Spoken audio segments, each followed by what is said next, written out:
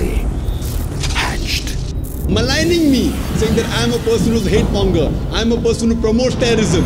That is a bigger issue for me than entering UK. The irony of this harsh order and it being so barbaric and totally betraying the least principles of a civil society is that it is not appealable. They call Dr. Naik a warmonger when history knows who is the warmonger. Who is the warmonger? To suppress the voice of truth. And yet if you insist that no, our orders are divine orders, they cannot be looked into by any other human being or any other organization or authority.